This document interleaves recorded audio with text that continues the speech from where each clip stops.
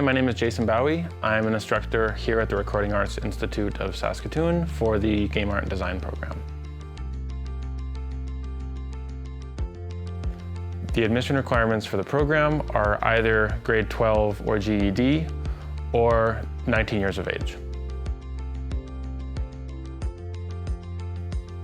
All right, so the program is 12 months and it covers a broad array of topics relating to video game development and design. We cover topics of programming and the more technical side of game development, as well as the art side with 3D modeling, Photoshop, some of those kind of basic art skills, as well as game design, which is kind of tying everything together to make a game that's enjoyable or fun. As far as we know, there's not a strict, we don't have relationships with other schools where the course necessarily will transfer, but we have had cases in the past where, based on a student's portfolio or their work, they were able to get credit at other similar art schools or similar paths like that.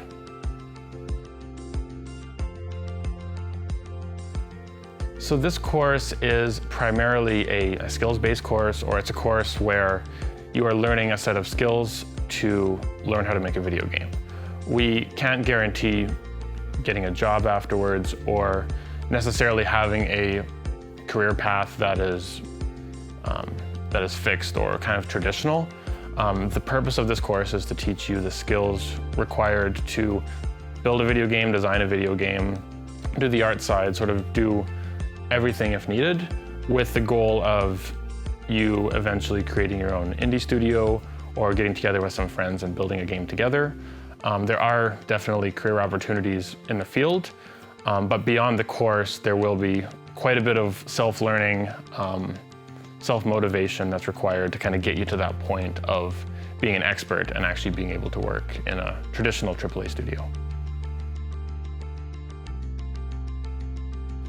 The number one attribute that we're looking for in students is work ethic. The most skilled student, the smartest student, the most artistic student will not do as well in this course as a student who's willing to put in the time.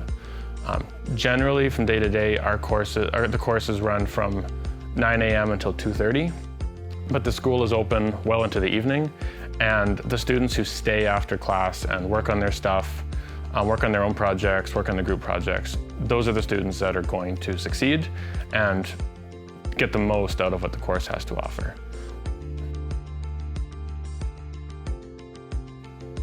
So there are a number of reasons why I would recommend our program over others. One of which being cost.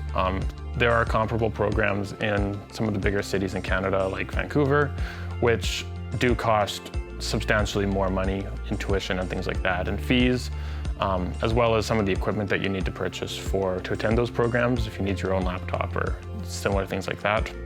So the number one reason is cost. Additionally, it's local. If you live in Saskatoon, you get to stay close to home, maybe live at home, things like that. And just helping out the community, working in the tech sector in Saskatoon, helping grow it. Those are all reasons why I would recommend this program. Yeah, so there are no courses in high school that are required for this course, but if you're looking at getting a leg up or getting a little bit of an advantage, anything computer science related that has to do with programming would definitely help, as well as anything art related, digital art specifically, but anything music related, drawing, any of those kind of artistic skills are definitely going to help in the program. We don't teach those explicitly, but if you have those skills, we can help you to utilize those in a game development environment. So a typical day for the students come in class starts at 9 a.m., class is done at 2:30. We have a lunch break, we have a few coffee breaks throughout the day as well. The day-to-day activities kind of varies throughout the course. The beginning of the course is primarily in-class lectures / learning how to use some of the systems and some of the basic programming and that kind of stuff. As we get further into the course and the students start working on their group projects and their individual projects, the time starts to become split between instruction, generally in the mornings, and then afternoon is generally dedicated for working on projects, tutorials, and that kind of stuff. Yeah, so I got my bachelor's degree in 2014, so my bachelor's of science in computer science. Just this past fall, I received my PhD, my doctorate in computer science as well, specializing in game design. So while I was doing my PhD, I did quite a bit of research at the university, researching different aspects of game design and game research. And I also did quite a bit of teaching at the university, teaching as a sessional lecturer.